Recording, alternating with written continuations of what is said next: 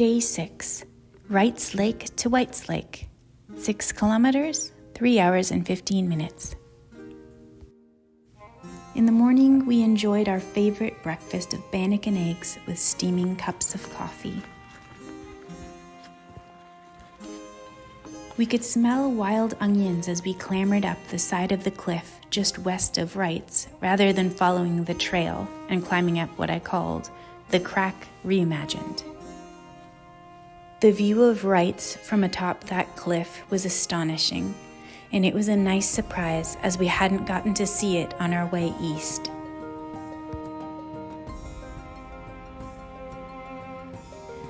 The trail was the same up, over, and throughs with a blazing sun, but this time the air was chilly, which made it all more enjoyable. Down we climbed past beautiful sights, both small and expansive.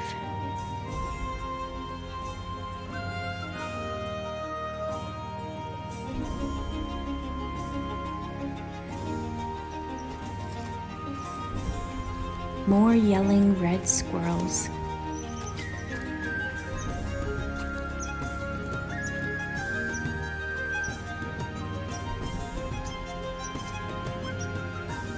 Then past the Fjordy Lake.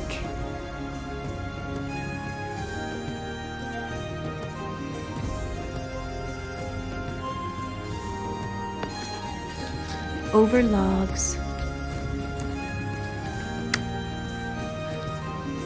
And back to our favorite little White's Lake, where we decided against swimming this time, since we almost got hypothermia last time we swam to the island. We had some extra time to explore the west end of the lake and see what there was to see. At camp, we spent some time improving the fire ring, creating a log backrest, and preparing some firewood for ourselves and whoever came after us. Another early night prepared us for what tomorrow had to offer. Day 7, White's Lake to Godenlaken. 5.8 kilometers, 4 hours and 21 minutes. This is the day we'd been waiting for. A trip back to Godenlaken to hopefully stay the night in a space that seems to possess the natural magic of Rivendell. As we walked the peaks, we saw clouds rising as mist in the morning from the forest below us. We heard a giant chorus of birds.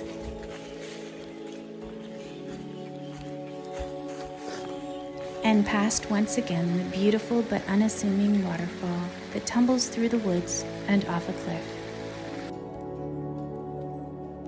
Just 10 minutes after that, we came to my favorite lookout point, where the cliffs imbue the forest with a wave-like sense of movement.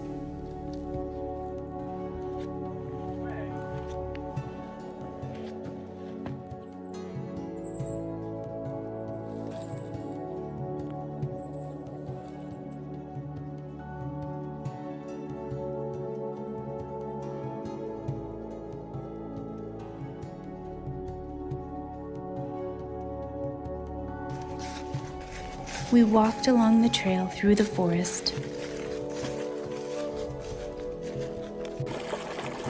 and then got to the creek that runs through it.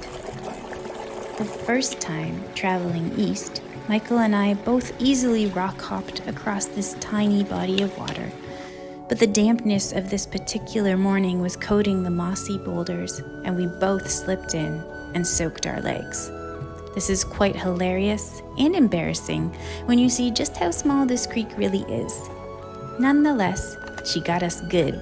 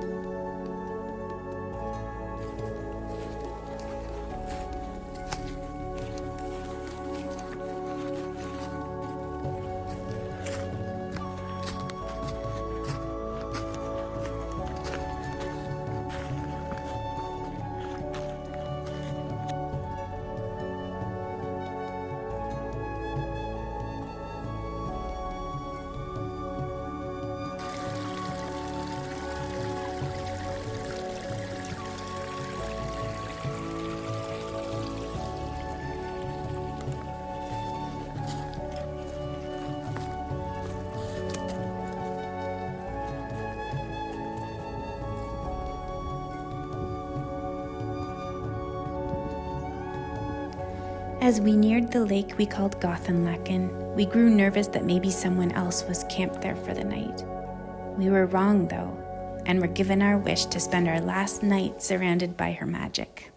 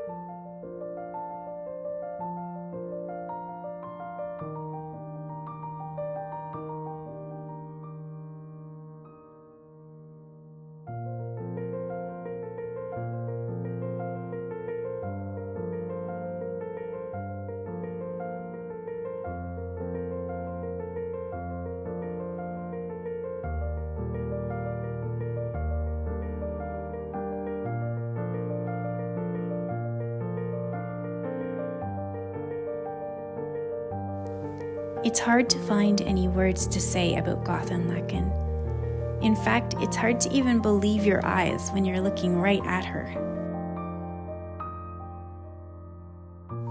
The campsite was quite rudimentary, and I was worried about the roots in its humusy floor catching fire.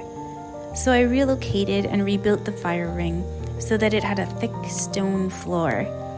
I also built another leaning structure for us and hopefully others to enjoy. Wanting to experience every bit we could of this beautiful place, we went for a very quick, frigid swim and then warmed up by the fire.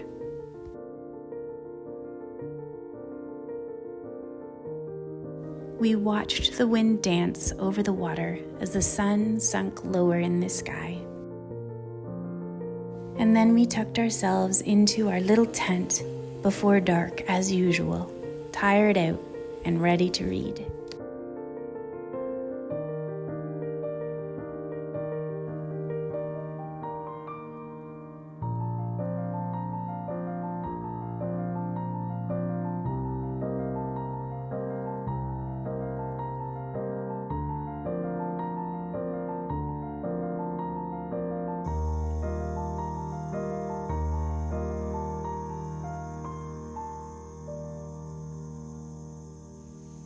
Our 16 pounds of food had transformed into a much smaller bag of garbage.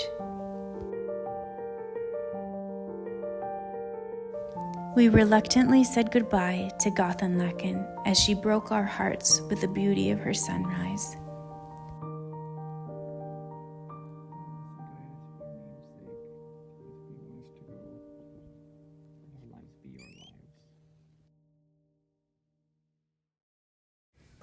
Day 8, Godenlaken back to Fort La Cloche, 7.5 kilometers, 4 hours, 39 minutes.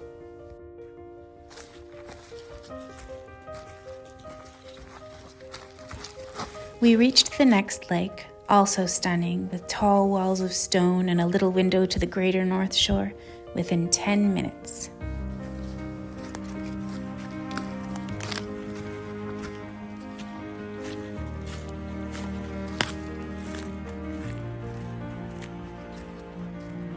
It was under an hour to the beach, and then another half an hour to the swamp of confusion.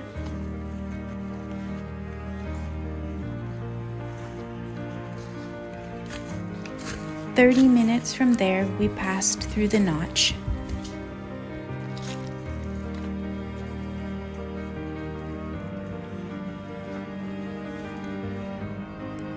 Then flew past the first lake on the west end of the trail and ricocheted up to Round Hill, where we tried not to slide down the smooth, tilted granite.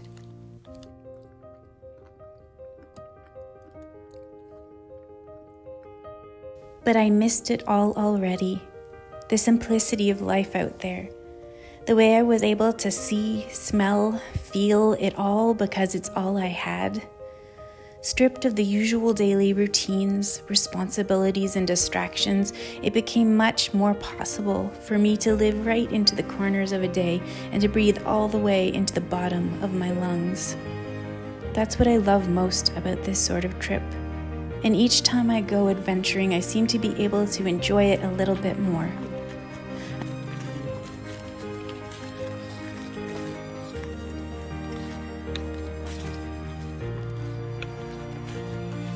By noon, we were cruising out through that first gentle forest.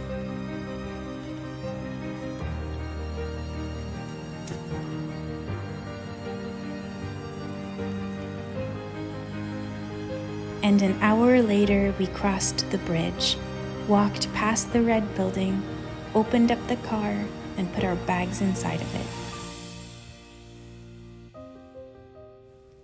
All that was left to do was get into the car ourselves and drive home.